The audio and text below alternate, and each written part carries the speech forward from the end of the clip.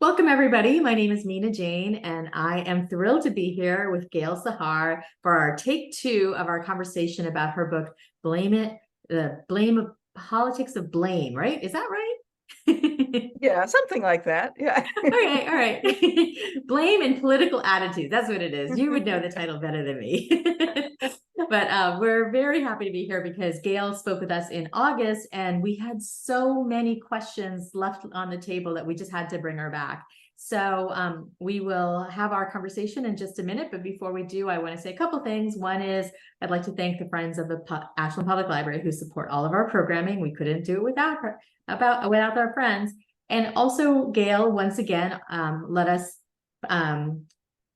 collaborate with other libraries. And so I would like to welcome the patrons from Ashland, of course, and then also from Bedford, Groton, Hanover, Lexington, Marlborough, the MCC, Needham, Tewksbury, and Wareham. I think Gail knows this is when I say when libraries work together, we can make magic. And you can still buy Gail's book, the political attitude book that we're going to talk about in a second. I have it up on the corner of my screen and I just keep stopping, not looking at it. But you can buy the signed book from Aesop's Fable. And I know that we have more copies in the library systems in Massachusetts or in Minuteman. So you can certainly order from the library as well. I will put the link to the chat, to Aesop's in the chat. I will be taking questions. This is more of a Q&A than last time. So make sure you put your questions in the Q&A. There's a button at the bottom of your Zoom screen because that's just much easier for me to keep a track of. So Gail, welcome. I am going to pull this up so I say it right. Blame and Political Attitude, the Psychology of America's Culture War is right on topic for us right now. I know you're a professor at Wheaton College and that you have a degree in psychology, which is interesting for writing this book because your take on the political attitudes is really different from most of the books that I have been reading. So tell us about yourself and about your book. Sure, absolutely. First, thank you so much, Mina, for having me back and for all the librarians who made this happen and also for everybody coming. I really appreciate being able to have a second go. I really enjoyed the conversation last time. And I know it's frustrating with so many people. I can't answer all the questions, but I will sure do my best. So just to give you a sense, I don't want to bore people who came to the last one, but I'll say a little bit about what the book is about. So yes, I am a psychologist. My specialty is social psychology and political psychology, which is a very small subfield of psychology. And we're really interested in all the different ways in which psychology and politics kind of overlap.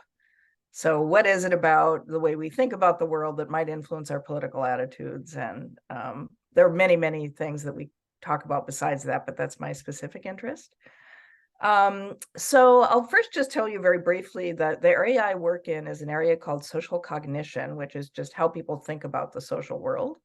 So you could call it social thinking if you prefer. It sounds a little more approachable. And the idea behind this area is that people spend a lot of time processing information about the social world.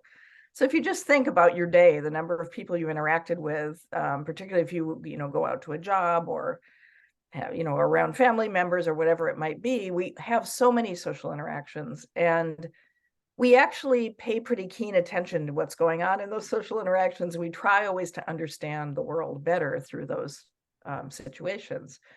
And specifically, I'm interested in how we attribute causes for events that happen, both to ourselves and to other people.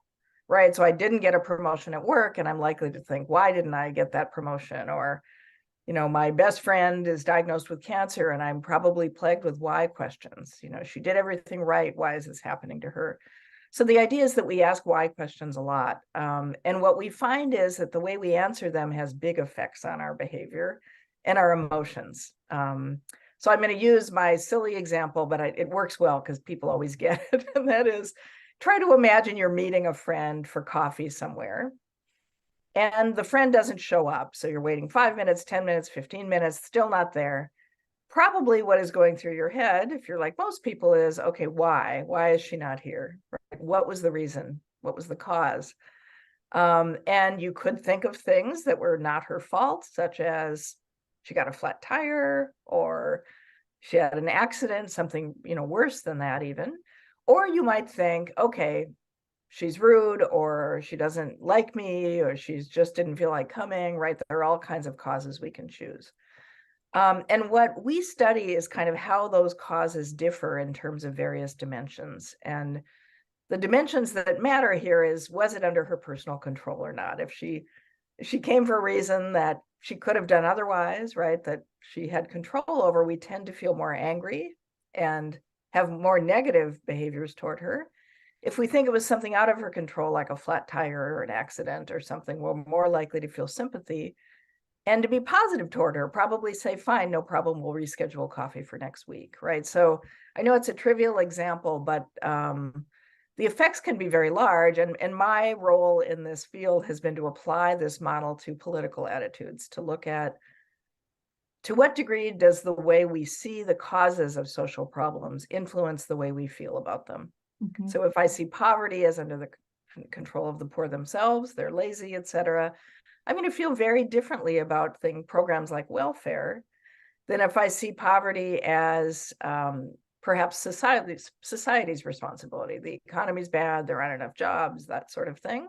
Mhm. In that case, I might feel sympathy for the poor person and believe government policy should help.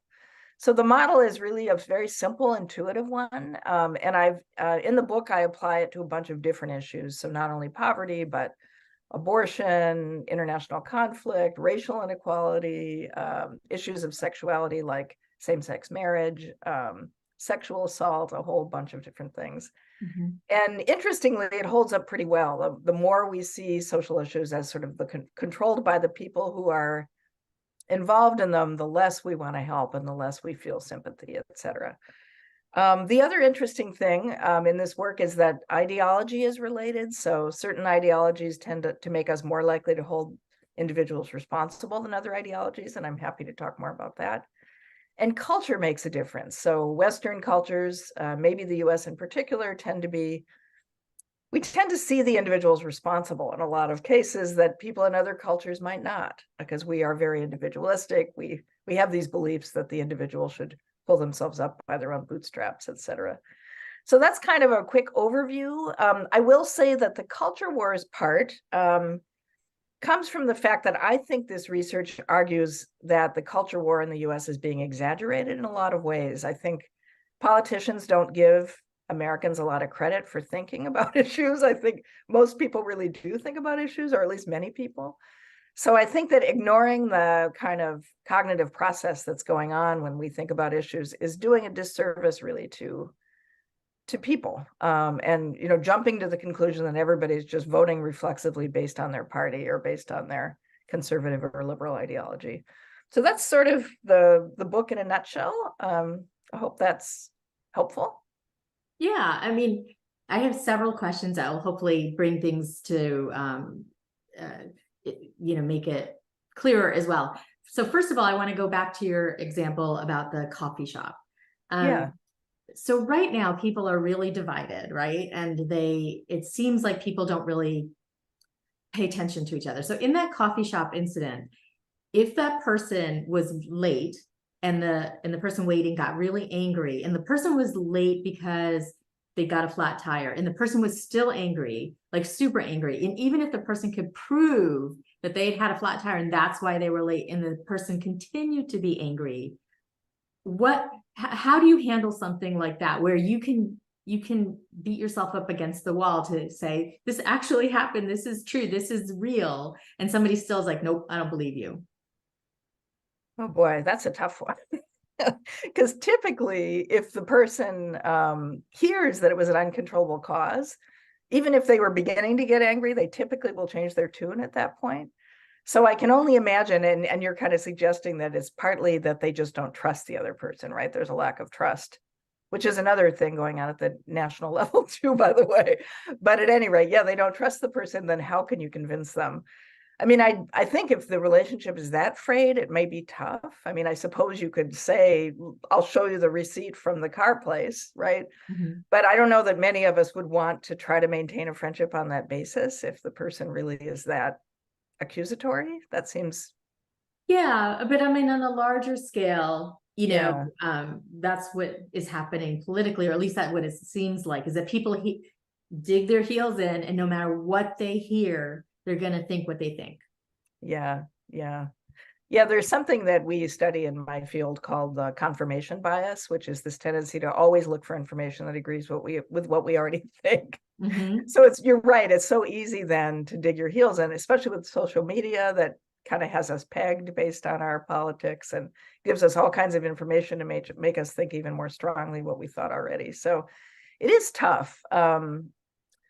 I mean, I have some thoughts about it on a political level. I think breaking it down to thinking about the context, trying to get people to explain why do you assume that I'm lying to you, sort of backing away from the emotions as much as possible and saying, let's try to process together in a more calm manner in which you're really talking about the facts of the situation. Mm-hmm. I think that's about all you can do at that point, and hope that the person realizes your goodwill. But it is very tricky. You see it all over the place, right? Yeah. I mean, the concept of alternative facts comes to my head, and I'm like, how did this happen that now we believe that there are truths that, I mean, of course, there's always perspective, Right. truth is different from your perspective, but Right. it just seems like there's no single truth that people will believe anymore. Yeah, that is an issue. And I think, all you can do, I think, is try to guide people toward critical thinking and think, okay, well, what evidence do you really have for that? Oh, so-and-so said it. Do you think so-and-so is totally unbiased? I mean, going through that process is about all I can suggest, because it really is tough to get people. Nobody really wants to ever admit they have changed their minds, for one thing, right? We really like consistency. If I have an opinion, I want to hold on to it for dear life. So it takes some doing, I think, to get people to soften those views. Mm-hmm. So I told you I had a question about Banned Book Week. Yeah. So, obviously it's Banned Book Week. I'm a librarian, and more books are being banned every day in America. And by very few people that are very organized. Why is that happening, in the sense that, like, why do people think, okay, I don't want this book here, but nobody can have it? Yeah, this is something we actually talk a lot about in my classes, because it applies to many more issues than the books, right? And I think that, and I know my students always talk about that. Well, just because you don't want yourself or your children to read it, why must no one read it? And I think part of it is based on the idea that people who believe these things feel that we're violating a principle, right? And that this is dangerous. And so I'm not defending the book banners, but I would say I think part of it is this idea that they think they're doing a service to society by protecting, innocent children from things that they think are harmful. So we have often incidentally have the same conversation about abortion, because a lot of people talk about abortion in that way. You don't have to have one. If you believe it's wrong, just don't do it. But if you talk to someone who's really a committed pro-life person, they will say, but then I would be not enacting my values, right? So when it comes to these values issues, it is really, really tricky. Because people, I think, in their hearts, they feel they're doing the right thing, right? Mm-hmm. Even if other people might not see it that way. Yeah, I mean, this is not new, though. Like, people have always tried to put their values on other people. Is there Yeah. anything different this phase around, from your perspective? Oh, yes, I think there is. What I think it is what psychologists call affective polarization, which is this idea that whether or not we're really polarized in our actual positions on policies, people are very polarized emotionally. Like, there have been surveys that will ask Democrats and Republicans how they would feel about their child marrying someone from the other party. And the numbers are just shocking. Like, a huge number of people say, it would be horrible for me if my child married someone from the other political party. So we are in this place, I think, of real mistrust and of feeling, sort of demonizing the other side. And I think that makes all of these things just burn like wildfire, right? You feel like these books must be banned, not only because I don't like them, but because these people are ruining our country. Mm-hmm. right? So it goes quickly to that kind of feeling of threat and that this is dangerous and other people have bad intentions. So I think it is creating a lot of these things that we call culture wars in our society right now. But I want to go back to that a little bit, in that there are certain people that are doing these kind of things that it just looks like they're enjoying the power of having that ability, where in fact they probably felt powerless over many things in their lives before that. So is there an element of that from your perspective of why some of this is happening? That's a really good question, Mina. No, it's very insightful, and I completely agree with you. I think part of it is this feeling. I think a lot of the people who are participating in these things are people who feel they've been left behind. They've been left behind by politicians. They've been left behind by changing cultural norms, right? By the idea that the country is increasingly more diverse, and so the sort of way they grew up feels threatened, that things are going to be very different. And so I do think it is part of that does fuel it. I think this feeling that here's something I can do something about, right? I am going to put a stop to this thing that I disagree with, even if no one else will listen to me. So I do think that is a factor.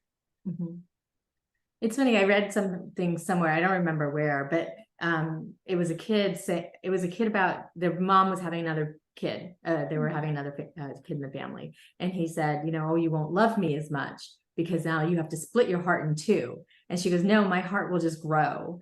And I love that, because I think that that's a really telling saying, even about what's happening in this country. Is like all these people are, being more, we're more diverse, more this, and people think, oh, they're taking away from me. But instead of understanding that we're just growing together, we're growing bigger and better. Yeah, that's a very nice analogy. I agree. It would be nice if we could move to that it's people being different is not necessarily a threat, or having more people is not necessarily a threat. Right. But I mean, you have to understand that, like if once you're scared or whatever, it's very difficult to, once emotions get involved, I'll say. Yes. And I think that one of the things that a lot of the studies find too is the people who are most opposed, for example, to the diversity of the population changing dramatically are people who, in fact, haven't had a lot of contact with, for example, people of color. So I think it makes it more scary. I think if you grew up, and I hear this from students all the time, if you grew up in a really diverse environment, I think it's much less threatening. But if you did grow up in a sort of bubble where everybody looked exactly like you, then yeah, I think it is a bit more scary for folks. Yeah, that's true. I think that's true around the world. I don't think that's just in the US, because even in India, where I grew up, well, I didn't grow up there. I came here when I was 2, but somebody who's lighter skin is more valued than somebody who's darker skin. So, I mean, this is not something that's just here. And I think that's where we forget, is that we're just one part of this big world. Yes, that's very true. We do have one interesting piece. I feel like when I go to Europe, for example, I do feel like Europeans are a little more international. And I think part of it is that we are kind of over here by ourselves in some ways, right? We have a border to the north and a border to the south, but it's not as though you can drive 10 minutes and be in another country for most of us. So it is a bit different, I think. So I don't totally blame Americans. I don't think it's necessary that everybody wants to isolate. I think part of it is lack of opportunity. Right, but the same playbook that's happening here is happening elsewhere, where immigration is being denigrated and people are running for their lives from, tyrants, and that's why so much movement is happening. So it is it is happening. It feels like it's happening all over, and it feels like it's massive and we can't do anything about it. But you actually had some hope when we talked last time about things being better than we perceive them to be. Yeah, I don't know how much of it is that I am a sort of an optimist by nature. And I think I'm also not that young anymore, so I can remember other polarizing times in the country. When you're in a moment, it always feels like, oh my God, this is bad. But there have been other moments in the history of our country, even in the time of my, generation, that have been where it felt like, boy, the country is deeply divided. In the 60s, for example. So, I mean, I was pretty young then, but still, I remember it even as a child feeling pretty palpable. So I think that gives me some hope. But I also really believe that I really truly believe that it's being exaggerated. There are a lot of Americans who are either not that engaged in politics or just politically moderate. So this, I think part of the image we have is that everybody is totally entrenched in one extreme or the other. I don't really think that's true. I think that's what we see on TV and on what we see mostly on social media, but I don't think it characterizes most of the people in the country. Yeah, I mean, if you look, I guess one of the things that we've all come to distrust our polls in the last, I would say 8 to 10 years, right? Yeah. I just don't understand them at all. And yeah, you mean how off they often are, or do you mean? Yeah, how off they are, how you don't know what kind of samples they're getting, who answers their phone anymore, those kind of things. Yeah. No, there are a lot of biases for sure. And I think people also, I think at times when there is so much vitriol, there are people who in fact don't want to tell the truth in the service. I mean, I think that happened in the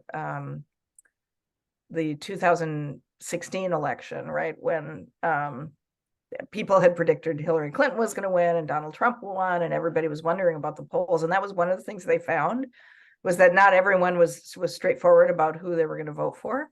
But you're right. I mean, that's a long problem of being able to get representative surveys. That wasn't the first time it had happened. It's happened in other elections that they were totally wrong in their predictions. Yeah. Do you think that some of that has to do with truth in media? That people aren't, when that like the not Fox News, but like the what was that thing that they did away with in like 20 years ago, where you didn't have to tell the truth anymore necessarily in the news? Somebody in the chat, if anybody can think of it. Oh, yeah, I don't know. I'm not sure. It was like Citizens United or something like that, where they they didn't have to, and that's where the rise of like these fairness doctrine. Thank you. People in the news media didn't have to, like, they could act like they were news, but they were actually a talk show. Oh, yes, right. Right. So, is that part of it, that people don't necessarily in the news have to be completely truthful anymore or unbiased? I mean, I think there's just nothing like what we used to call traditional news seems to be sort of gone. They almost all have a particular political orientation that's pretty obvious. And I think that one of the ways some people have tried to combat that is with this fact-checking thing, which has become, that never used to be common, right? And now every time anybody gives a speech or we have the political debates, there's all this fact-checking, which I find myself very hopeful. The problem is it's often really hard to talk people down from their position. So if you're told, you're a supporter of one particular candidate and you're told that 30% of what they say was a lie, you find a way to justify it, right? As you were saying, people dig in their heels. And the guy on the other end does the same thing. So I think I'm wondering who's being convinced by the fact checking. I think oftentimes people look at it and think, aha, more evidence that the guy I don't like is lying, right? Yeah. So yeah, I think all these factor in, plus social media, which specifically, has no rules essentially, and specifically, well, almost none, and specifically targets people that they think will be inflamed by what they have to say. So I have a few questions about the upcoming election. Vivian says, how can we prepare ourselves for the upcoming presidential election, meaning the stress that comes with our political divisions that will inevitably worsen during the campaign? Oh, that's tough. It really is hard. And I think there is a collective feeling of dread about it, if that's any comfort. I mean, I think everybody is very, very aware of it. I mean, I think trying to keep as open a mind as possible. I mean, it's very challenging. My students will often talk about this, what it is like to go home for Thanksgiving, for example, at a time when there are going to be relatives of all different political opinions. And how do you kind of manage that? And I think, people go about it different ways. Some people just try to stay off the topic. I think other people try to have very careful conversations. Most of the literature says the best way to go about that is to simply ask people why they think the way they do, and gently, maybe if you're trying to move an opinion, maybe gently prodding them in one direction or another, like, gee, I'm surprised that you agree with that, because I think you're a very fair person, and it sounds like, that might not have been very clear, very well researched, let's say. So I think that kind of thing can help move people. I think the problem is the topics are always so emotional that many of us are immediately going to get angry instead of trying to have that conversation. Mhm. But yeah, I mean, I think, I don't know, what do I do in these times? I try to remind myself that we've gotten through hard things before, that however it comes out, to have faith that we will come out on the other end of it okay. But I totally get it. I think it is a scary time. Mhm.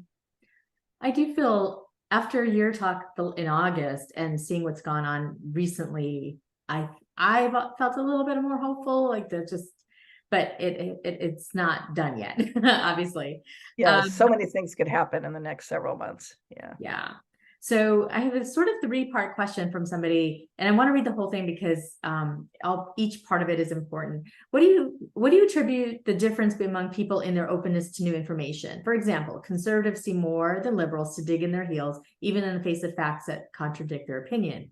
To be candidate specific, it seems that Donald Trump's supporters are cultish, and the bad news for him actually enhances his support among his base, which I have read. Whereas Joe Biden's base seems soft and open to another alternative, even at the risk of splitting the vote on the left. Yeah. Yeah, it's a really good question. There is evidence that in terms of just sort of the psychology of political ideology, they often use this thing called the Big Five personality traits. If any of you are interested in that, I can tell you more information. But one of the places where conservatives and liberals differ a lot is an openness to new information. That liberals tend to be pretty open to not only information, but new ideas, new restaurants, different kinds of food, that sort of stuff. And conservatives tend to be a little more hesitant about new information. There are a couple of other things. Conservatives tend to be a little more conscientious than liberals. Liberals are more likely to have a messy desk and things like that. So there's some really funny, actually, personality variables associated with the two sides. But I do think the problem, I mean, I think the evidence shows both liberals and conservatives tend to prefer information that supports what they believe already. So that's sort of a universal. But it is true that at least at the present moment, it feels like particularly the far right of the party is extremely uncompromising. I mean, we're just seeing it now with the government shutdown situation, right? Where some people, moderate Republicans and all the Democrats are kind of saying, I'm simplifying a little bit, but they're saying, let's compromise and find something. And I think that what's happening is in part that it's working for them, right? They're getting a lot of airtime. They're managing to sort of hold the leaders of the party captive in a way. So I think you're right. It probably does have something to do with this tendency to not be open to new information. But I also just think it's a strategy that seems to be working. And I think I don't know if it was started by Trump's election or not, but it certainly does seem to be heightened. I don't know. I hope that answers the question. Yeah, I think though that for me, the question is like the actual followers, the politicians. Yeah, they're nuts. Like we've never really had.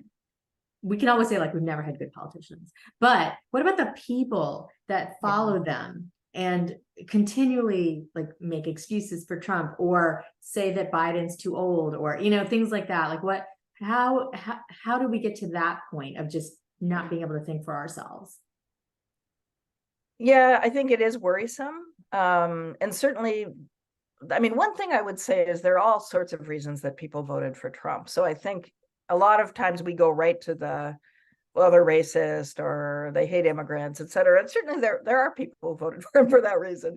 But actually, it's a huge and diverse group. And so a lot of studies have shown that there are all kinds of reasons people voted for him, and some of them had nothing to do with racism, right? There were some people who thought he's good for the economy. There are some people who think, we need a really strong leader right now because they feel a lot of threat from the rest of the world and they're very worried about immigration, that kind of stuff. So I think people got there in all kinds of different ways, but it is unfortunate, I think, that people won't listen to any other possibility. I mean, the idea that you would take real clear falsehoods and take them as true just kind of says how far apart we've become, that I would rather accept something that's false as true than admit my guy is not perfect or the other side has a point, right? That kind of stuff. Mm-hmm. And I sort of attribute it to this terrible polarization, this there's so much anger. If you see, I mean, we just did this, and my students were leading class the other day, and we were talking about Trump supporters, the ideology of Trump supporters, just because that was just, we talk about all different ideologies, and that was the topic for the day. But we watched some clips, and some of what you see at the rallies and stuff is just such an outpouring of anger. Mm-hmm. And I think it's very difficult to accept other points of view when you're feeling that angry. I think it limits there's all kinds of evidence saying when we're really emotional, we lose the ability to even think clearly. Mm-hmm. So I don't think it helps. Right. And then not to, equal double-sided or whatever, but like, do you feel like the same is sort of like on the way left, where people are so entrenched in thinking a certain way that they just can't even have the conversations? Oh, absolutely. I think people on the left can be very inflexible and very unopen. I think that's absolutely the case.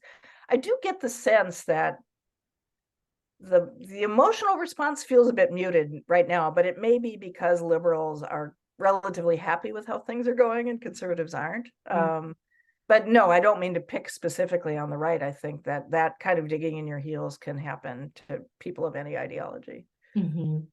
Yeah, it's not, I mean, I think that I'll just ask another question from an attendee, because I could just go on and on. Because I just love talking to you, Gail.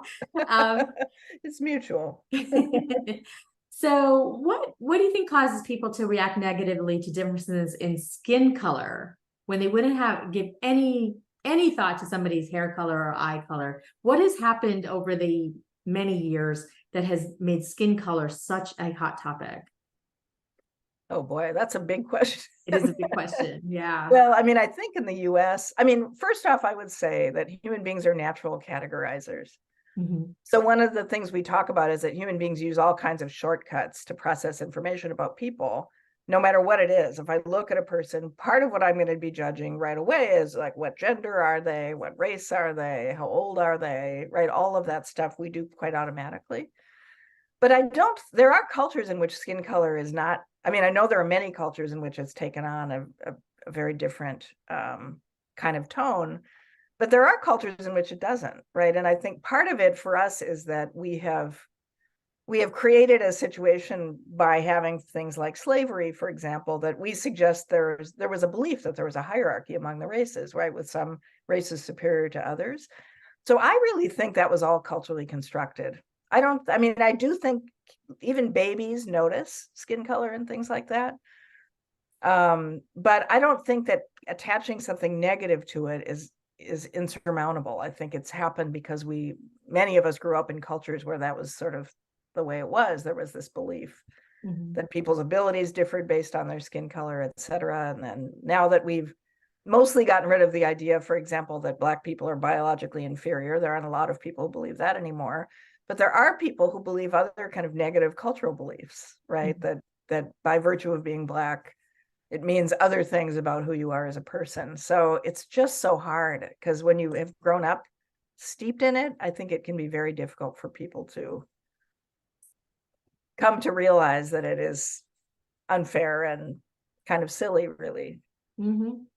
Yeah. And I think, we live in the Northeast, and, with big cities and liberal, blah, blah. But even we're seeing, the influx of people who have different beliefs from them, like, more right wing, I guess. But in like, let's say the Midwest or the South, where you live in small towns, or even Western Mass, small towns, everybody around you has that same belief. So how do you get out of that when you live in a place that everybody, like, to fight that might take your life, like, it would be very difficult. It's very difficult. And I actually did myself grow up in such a place. I grew up in a small town in northwest of Washington State, right up in the peninsula there near Canada. And it was not at all diverse. And there were a lot of people, I think, who grew up probably with, if not racist beliefs, at least strong discomfort with difference, right? And I think, people who didn't leave, I think, still sort of struggled with that. But I do have the sense when I go back for unions and things like that, that even folks who stayed there have opened their minds quite a bit about such things. I think, they end up having experiences that change the way they think about things. And So I agree with you. It's a tough thing to talk somebody out of, particularly if they really are staunchly believe that way. And there's another thing about race that I just read something about this, that in general, having more interactions with people of different races does make you less fearful. But there are exceptions. They've done studies where they vary the number of immigrant looking people that get on a train at the same time of day. And they find that, I think this was maybe in Great Britain that this was done. They found that when sort of white British people encountered a lot of people of color on the train or apparent immigrants, they began to have more negative attitudes. So there also is this strange balance between having good interactions versus interactions where you feel like somehow your way of life is under threat. So it's very tricky. That means that even contact doesn't necessarily fix it. It has to be the right kind of contact. Right. Almost like a one-on-one or, a few people at a time type of thing. Exactly. But when I think of like the question about, you had said somebody who staunchly believes something when they come from like maybe a small town or something. I guess I don't think that they staunchly believe something, because that's where I feel like the nature versus nurture comes into play, because like they're living in a place that has this particular belief system. And so they're raised to believe that. And how do you get away from that? Yeah, I mean, that's really tricky. I mean, the big way typically is contact. That's about all psychologists have come up with. Because I think it's one thing to try to convince people remotely with information. I mean, they can read about the history of slavery and things like that. But I think most of the evidence suggests that positive contact is really what helps. Although actually, I did read one study where even remote contact helped, that people even who had more diverse Facebook friends had less negative attitudes toward diversity. So perhaps in the day, maybe that's one good thing social media could do, which is to put us in contact with more people who don't look exactly like we do. That's interesting. That is really interesting, because I wouldn't have thought that. I was surprised too. Yeah. So Robin asked, what do you think of the importance of to apply Stuart? Oops, I just lost it. Stuart Hall's representation theory when watching the news. I'm not sure. Stuart Hall's representation theory. I don't off the top of my head recognize the name of the theory. Is there any more? No, but it Robin, might have to do with representation based on race in the news media, maybe. Maybe. Robin, if you want to expound on that, feel free. I'm going to move on to this question. We'll come back to it. Sounds like something I should know, but it doesn't ring a bell. I'm betting as soon as they write it, we will be like, oh yeah, that's what that is. Gail, what are your thoughts on the discrimination we often see directed at those who don't communicate using linguistic standards associated with the academically or parliamentary trained English-speaking European Caucasian diaspora living here in the United States? Interesting. So prejudice toward people who don't use the standard. Yeah. I mean, I think it's all falls into this idea of dividing people into groups right away. And I think the way you speak is clearly another method people use to divide you into a group of us versus them. And I think for some people mistakenly see it as related to intelligence too. I think you often hear that, right? And we will associate whole groups of people with not being able to speak well. So I know one of the things that you sometimes see is a well-meaning white person saying to a Black person, "Oh, you're so articulate." And really that's sort of a backhanded slap, right? Because it's saying, I didn't expect you to be articulate, right? Or how surprising that you're articulate. So I think we have a long history of dividing people that way. And I am the daughter of an immigrant. My father had a strong accent. We were among the only people in the town. Everybody else had grown up here. And I definitely saw it as, despite his attempts at really assimilating, which is what people did in those days, it was always a real challenge. So I think it's just, we look for so many different markers of how to divide ourselves into us versus them. I think it's just another one.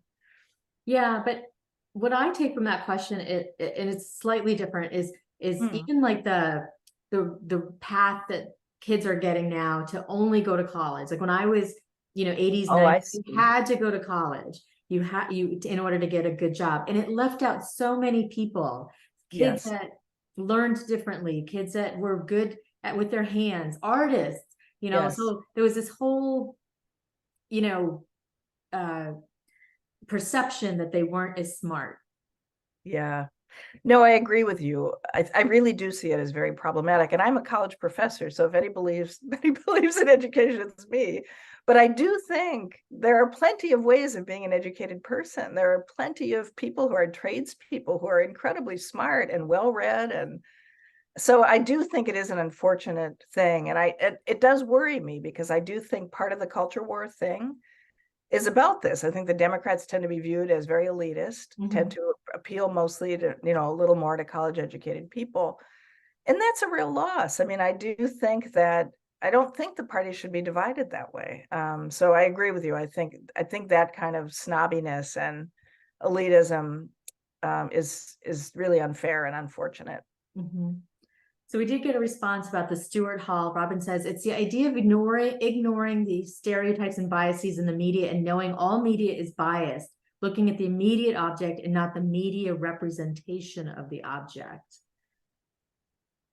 Okay. And then Bruce says, Stuart Hall's theory of representation argues that within a media text, there will oftentimes not be a true representation of events, people, places, or history. Why? Because there can never be one true meaning. Any meaning can be contested.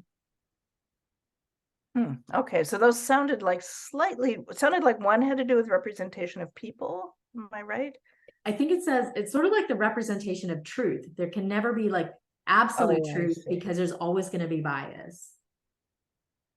Yes, I mean, I think that is a reasonable point. I do think we have taken it to an extreme at this point, because I think there are certain things where you can actually do fact checking, right? So I think that's something to sort of watch for.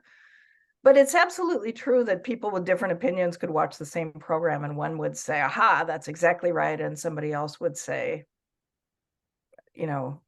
that's ridiculous, it's all fake, or they're trying to make my candidate look bad and things like that. So I think trying to convince people right now through the media is, I mean, I don't know, I'd be surprised if anybody ever gets convinced by, I know there are people, for example, who make an effort to watch if they're lefties, they make an effort to watch Fox News sometimes, and vice versa, to try to get a sense of what other people think.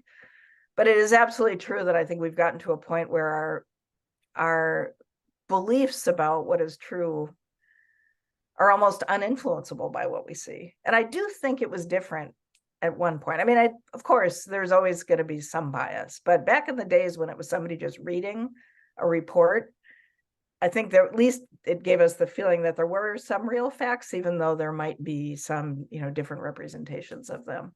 So I don't know if that's really getting at the question. Am I answering? I think it is, because I think we are stuck, sort of stuck in our thinking, but we're also not sure what truth is anymore, because social media, the news, talk shows, whatever, we're all hearing different information all the time. Yeah. Yeah, I mean, that is a bit depressing in a way, but I think in a way it's also encouraging, because the truth is perspectives do differ, right? And so this idea that everybody has to have one truth, yes, maybe about certain things that are clearly factual, but the building, over there is yellow. I mean, that kind of thing there could be truth about. But I think it's really useful to say there are multiple ways of looking at the same question. So that part of it, I'm not as bothered by. I think it's more when there are things that are patently, obviously true that people won't accept, because to do so would be to, give up on their, defending their party or their person or whatever it might be. So somebody has this question that I kind of want to ask too, because recently, I don't know if you know this, but like libraries have been having these First Amendment audits where people come in and they videotape everything they can in the library, and they try to get people they harass people to try to get them to on air, on video, act up, and then they put it on YouTube and they get lots of hits and they make lots of money. So yeah, it's terrible. It's anyways, so the question is there any way to disincentivize the monetization of outrage, which I think is a key contributor to the situation in which we find ourselves, because now people are making money off of these things. Like, look at Rush Limbaugh, or all those people on Fox News who are making tons of money by, peddling lies. Yeah. No, I know it's terrible. And I don't really know what to do about it. I mean, I think that we could try pressuring these big corporations to rein in their employees, but I don't know. I mean, I think it's all so driven by money, and things are increasingly sort of corporatized with just a few organizations owning all of these stations and competing with each other and everything. I feel that's one thing I do feel pretty hopeless about, I must say. I don't know how we as a people could, unless we really specifically start asking politicians about, setting up other kinds of regulations or trying to discourage these things in some sort of systematic way. But as individuals, it's hard to imagine. I mean, ideally, I would say, you see something like, turn it off, don't like it, right? Because it's just going to encourage these people. But that would be so tough to do, because I think now it's just such a common feeling for people to entertain themselves in this way, right? Mhm. Yeah, I'm afraid. I wish I had a solution for that one, but that's really a tough one. It is. And, somebody in the chat Trevor is saying that, they do those videos to help people who have, autism or Tourette's or veterans with post-traumatic stress disorder, which is a different thing. When you're trying to do something to help people, but you're not being rude about it, you're not keeping people from doing their job, you're not trying to make money off of it. It's a huge different thing. Yeah. So yeah. He also asked, before we got to that, to the point on a singular versus biased versions of the truth, do you think that libertarian values like what is true for me is best for me, what is true for you is best for you, or New Hampshire's live free or die philosophy will play a larger part on the American political stage, regardless of party, in the next decade or so? That's interesting. I mean, I do think that the country would be helped by not being a purely two-party system, because I think part of the reason we are so polarized is that we have, these two entrenched positions and very little in between. Mm-hmm. And libertarians, I think it has this kind of simplicity about live and let live, and I'm going to do what's best for me, maybe especially what's best for my pocketbook, etc. The only thing I would say is that I feel like a lot of the research says that a lot of people don't actually vote based on their pocketbooks and what's good for them. In fact, a lot of people don't know what's good for them. So they will vote for someone who, in fact, is going to make it harder for them to succeed, right? So someone who's poor, for example, or working class and is voting for a politician who's going to lower taxes on the rich, for example, like that kind of stuff happens a lot. So I think people do often turn to their values for voting. And there are values associated with being a libertarian, I think, but they're less obvious.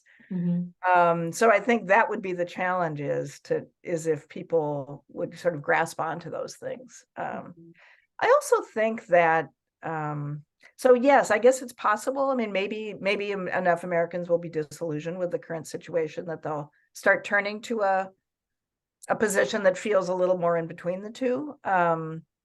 So that seems to be possible. I don't know if there are any indicators now that the number of libertarians are growing. I feel like I should know that, but I don't know the research off the top of my head. Mm-hmm. Well, I guess you can't know everything, Gail. Yeah, apparently you've been pretty impressive so far. It's okay.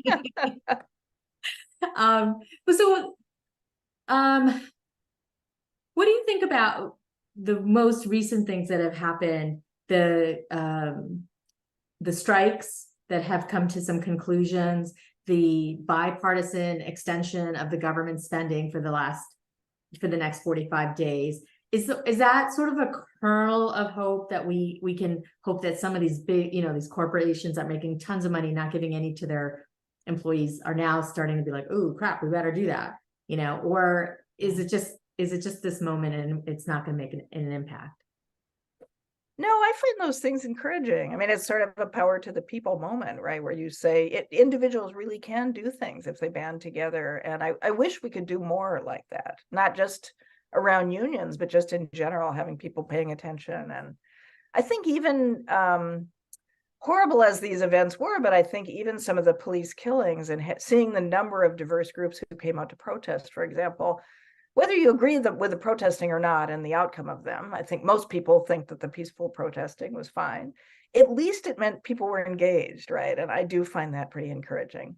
And I'm glad to know there are still people in Congress who will compromise, right? And who will say, let's do what's best for the country. So I think we should take note of any positive things we can find right now. So I absolutely agree with you. I think those are positive signs that some of our old values are still there. Okay. So talking about peaceful protests and something Trevor said about how can people, so like there's this whole thing that Black people have to be polite to police officers so they don't get shot or whatever, and yet they still do. So like let's talk about the George Floyd. So George Floyd, he just,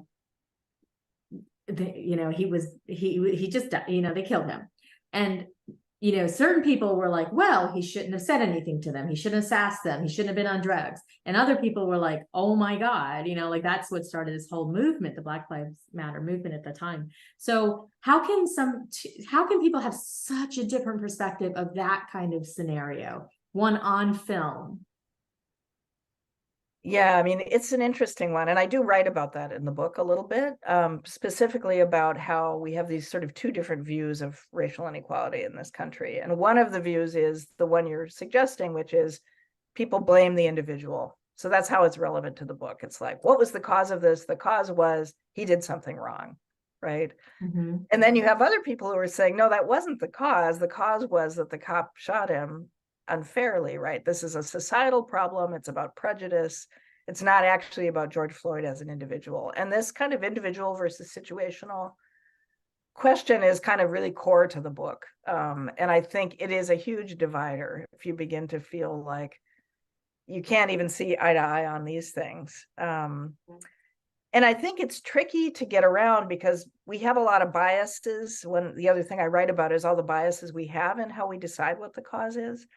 So if I am biased to think of the cause as about the individual, perhaps because I don't want to acknowledge problems in the system, it's going to be mighty hard to talk me out of it, right? Because that means I would have to say, oh boy, our police system has to change, our criminal justice system has to change. Mm-hmm. So it's very, very tricky. And I think, again, I know I sound like a broken record, but I think thinking back through,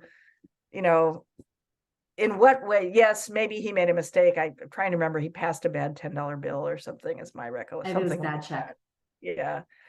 What about that would justify a killing, et cetera? I think talking through it and saying, okay, yes, he did do something illegal, but let's think about the punishment and the crime kind of thing. You can try, but I think we've seen already how difficult it is because people immediately get entrenched. And then you have people who are saying, Black Lives Matter versus Back the Blue, immediately it gets polarized when I suspect there are a lot of people who saw more nuance there than would let on. But I think because we are in this moment, it ended up, going very quickly in these opposite directions. So one more question about that. It wasn't just, in the George Floyd situation, it was a white officer who killed him. But there were Black officers and officers of color standing around. How does that happen? It happens because they were socialized in the same culture. I think they were all pretty much born in the US, though you could be born elsewhere and still be socialized with these values. So I think one of the things they find is that in studies that measure what's called implicit bias, this idea of this kind of hidden bias we have within ourselves, people of color can absolutely have implicit bias against other people of color. There's lots of studies that have shown that Black people will have the same implicit bias. There's even ones about where they do these studies where they use video games to try to examine whether or not people are more quick to shoot at a Black suspect than a white suspect, et cetera. They have kind of a video game-like thing. Mm-hmm. They find that, in fact, the race of the shooter doesn't matter nearly as much as you'd think, that Black and white people can still have bias against Black people because they grew up in the same culture that sort of demonized Black people. So, they would have less of it in most cases, but it's still absolutely possible. Mm-hmm. Okay, so sort of on to the last part of this, because we have about 4 or 5 minutes. Yeah. We're getting into the holidays. And we're all dreading those dinners where we, for so many years now, we just have not been able to talk. What advice do you have for us to get back, try to get back to our family members who, try to get them back to the dinner table? Yeah, it's very, very tough. And I think, trying to, I mean, there are various ways to go. I think one is I probably wouldn't start right into politics. I feel like reestablishing some sort of trust is a good way to start, maybe talking about the mashed potatoes or whatever it is at first. But I think, and then maybe treading into issues that are a little less contentious, where there might be differences, but not so extreme. Because I feel like it has to be incremental. And in my experience, what tends to happen is people kind of go right for the throat, like, how the hell did you vote for that person, kind of thing. Not a great start, right? So I think asking instead, well, why are you so unhappy with the status quo in politics? Why do you feel threatened? What are your disappointments? And being able to listen to those and understand them, I think, is really a place to start. And in my experience, and it's happened actually in some of my classes, my political psychology class, and I think I probably talked about this last time too. The last time I taught it, we had very politically diverse class. And I was amazed at how mature and how flexible they were. They would really disagree, but when they would hear the other person's explanation, they're like, oh, okay, I didn't realize that's how you thought about it. And I think those moments are as much as we can hope for. I don't know that we're going to totally change a view, but I think at least getting some insight into the other person's belief system, because you probably will find something you can understand there. Mm-hmm. That's been my experience. So what we're looking for at the Thanksgiving dinner table, or what, Hanukkah dinner table or Christmas dinner, is what do we have in common? What do we still have in common? Is that what kind of you're getting to? That would be a part of it, absolutely. The things that you believe that I can kind of understand, or I can imagine feeling that way at least. So it's kind of creating empathy, I think, between people. Because I think some people who are really, really angry, some of that anger is coming from a feeling of fear, of feeling marginalized, et cetera, and that the culture isn't what they thought it, what it once was, et cetera. So I think, hearing, it's hard not to sympathize with someone who feels that way, even if you don't agree with the reasons they feel that way. Mm-hmm. So I think unpacking, why are you feeling this way? And then trying to look for areas of empathy, and also trying to humanize your own side, to look at the other side, right? Well, here's why I think this. I think that in my experience, a lot of people are more open to that than they are. The problem is it's very, very hard. We're all emotional, and I would count myself here. It's sometimes hard for me to hold back and from saying, well, how can you possibly think that, right? But again, not a good strategy. I think listening with empathy, helping them take it apart, and seeing if there are any areas for flexibility on either side. Mm-hmm. That sounds like very good advice, because I mean, I don't know about other people, but I kind of miss people in my family that, I liked until all these kind of difficult conversations started happening. So I hope that our holidays are a little bit better. So we're about out of time, Gail. What is up next for you? Like, this book just came out a few months ago. No, right? No, It came out, just this year. It came out in January, the end of January. Yeah. So are we looking for our next book for you? Articles? What can we look forward to? Yeah, probably an article next. I think I need a little break from the book. It's a lot of work. It's exhausting. But I do have a plan next semester in the spring to be working on a project. And what I really want to work on is some of kind of what you're talking about, which is I've been really studying how these belief systems are and about how blame functions. Mm-hmm. But I really want to work on something about, can you change people's attribution of blame? Is it possible to provide people? So maybe I'll answer some of those questions even better next time, because I will hopefully have studied firsthand. There's some promising evidence that people's beliefs can be influenced. Mm-hmm. So I'm going to hopefully work with a couple of students on some projects to actually test that idea, presenting people with information and seeing if they actually change their views. I would love to have you back when you know what you're going to be talking about there. I think that that's something that we're all wondering, not just for other people, but for ourselves. What can we do to make sure that we're open to new and different ideas?